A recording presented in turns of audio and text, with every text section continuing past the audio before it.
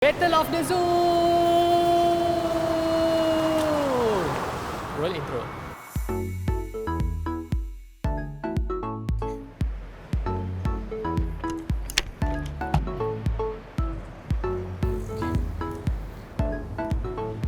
Okey, dalam video kali ni kan, kita nak bandingkan kamera untuk 3 buah telefon yang terhangat.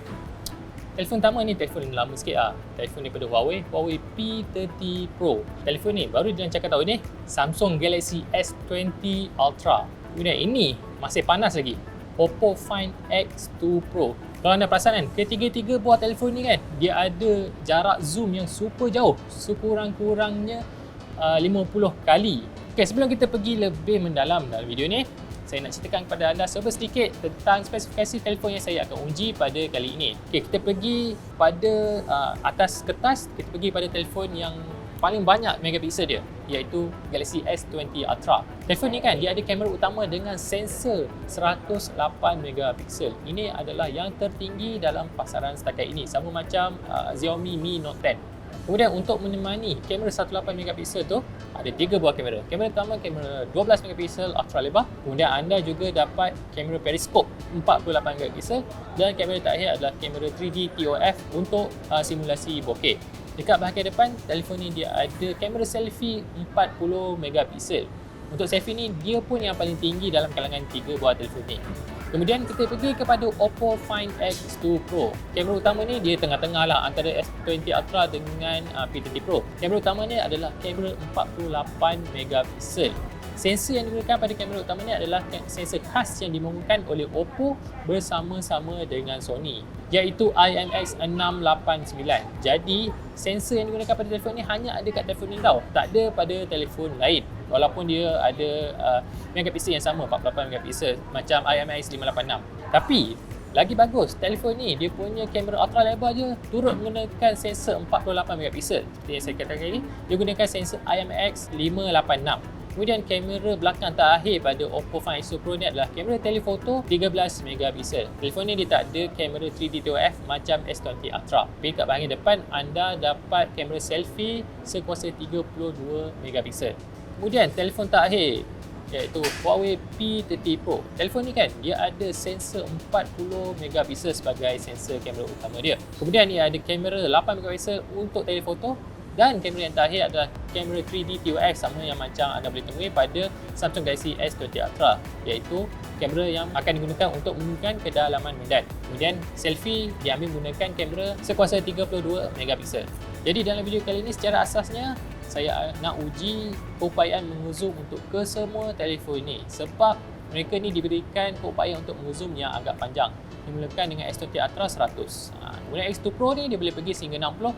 Huawei P30 Pro boleh pergi sehingga 50. Saya juga akan tengok dia punya keupayaan zoom yang paling luas, iaitu ultra lebar. Kemudian yang tengah-tengah pun saya akan check juga, sebab dia juga ada keupayaan untuk mengezoom jenis hybrid lah, apa benda nama yang pengeluar dia bagi. Okey, kita tak nak sembang panjang.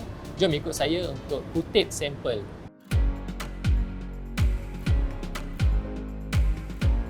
Beberapa kategori gambar yang saya uji, ada 5 semuanya. Yang pertama adalah zoom, kemudian saya zoom pada bulan, kemudian gambar portrait, kemudian gambar selfie, dan yang terakhir adalah gambar biasa. Kita pergi kepada kategori zoom terlebih dahulu.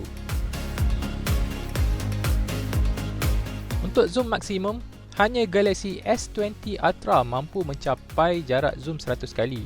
Manakala Oppo Find X2 Pro dan Huawei P30 Pro masing-masing mencapai 60 kali dan 50 kali zoom. Dan inilah hasilnya. Untuk kategori 60 kali zoom, Huawei P30 Pro tidak menyertai kategori ini sebab ia cuma boleh mengezoom sehingga 50 kali sahaja. Boleh saya simpulkan yang hasil daripada Oppo lebih kabur berbanding Samsung. Di Galaxy S20 Ultra, gambarnya masih tajam walaupun sudah mula menampakkan pixelation. Pada 50 kali zoom, ia adalah zoom maksimum bagi P30 Pro seperti yang saya katakan tadi. Tapi hasilnya adalah yang paling kabur berbanding daripada telefon Oppo dan telefon Samsung. Pada tahap 30 kali zoom, S20 Ultra hasilnya semakin tajam dan jelas. Namun, pada dua pesaingnya yang lain masih kabur.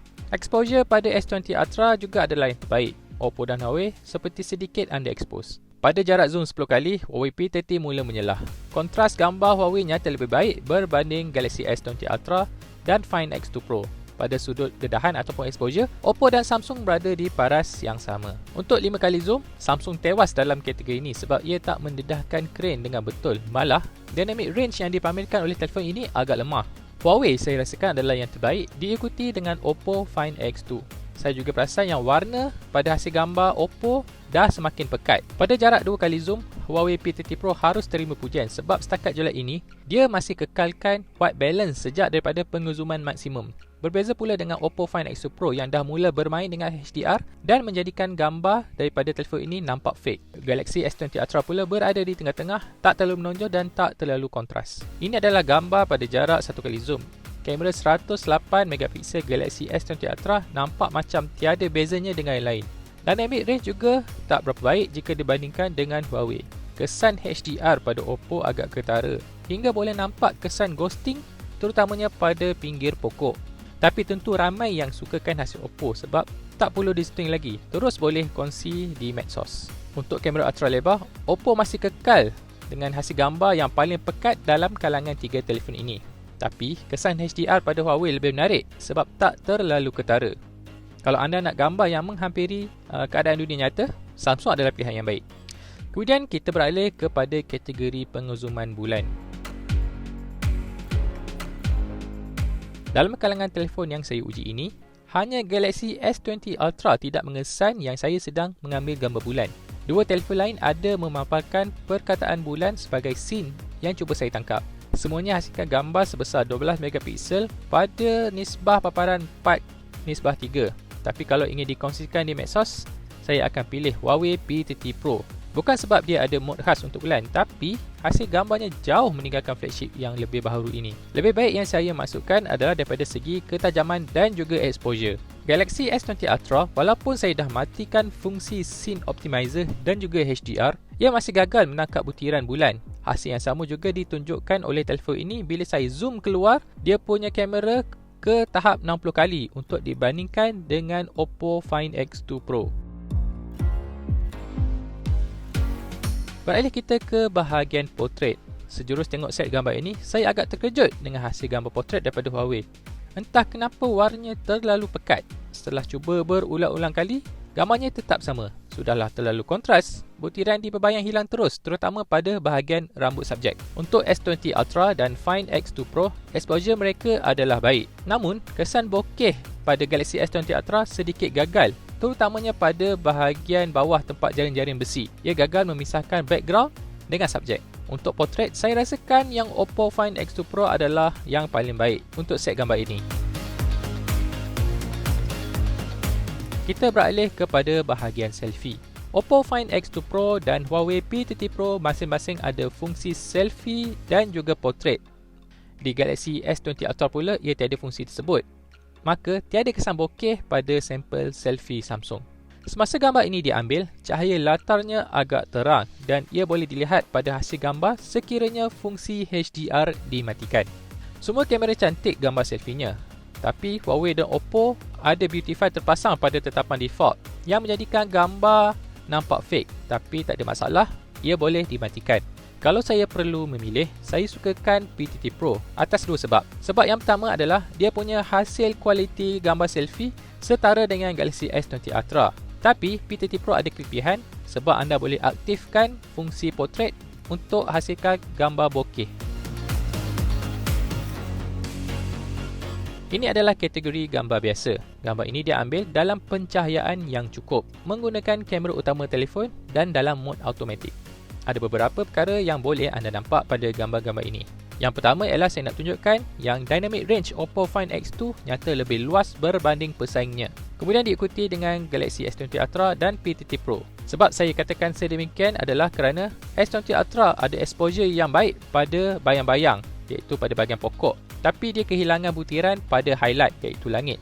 Sebaliknya, P30 Pro ada exposure yang baik pada highlight iaitu langit, namun kehilangan butiran pada bahagian berbayang iaitu pokok. Sebagai kesimpulan, sebagai pengguna biasa, keupayaan untuk mengezoom ultra jauh bukanlah unique selling point untuk sesebuah telefon pintar. Lihat sajalah pada kualiti gambar yang terhasil. Bermula daripada 30 kali zoom hingga 100 kali zoom, semuanya macam saya fikir 2 kali kalau nak muat naik dalam media sosial. Tapi untuk hybrid zoom lain pula ceritanya. Walaupun Galaxy S20 Ultra dilapor ada zoom optical 4 kali, tapi hasil zoom hybrid 10 kali telefon ini agak kemas. Tidak terkecuali dengan dua lagi telefon yang saya uji. Oppo Find X2 Pro lebih gemar mempertingkat kepekatan warnanya. Sama seperti masalah P20 Pro ketika baru-baru dilancarkan dulu.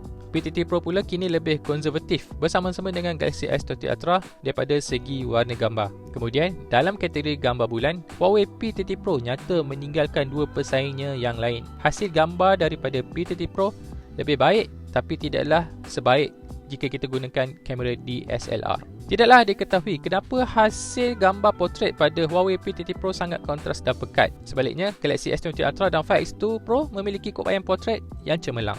Dalam kalangan telefon ini, semuanya hasilkan gambar yang baik dan sedia dikongsikan ke medsos, kecuali untuk kategori mengezoom. Cumanya, julat dinamik Oppo Find X2 Pro saya dapati agak luas, yang diterjemah kepada imbangan berbayang dan highlight yang lebih baik.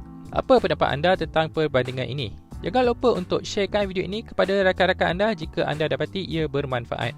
Dan jangan lupa juga untuk subscribe pada Soya Cucur BM di Facebook, YouTube, Instagram dan juga di Twitter. Baiklah, saya jumpa anda lagi dalam video saya yang seterusnya. Bye!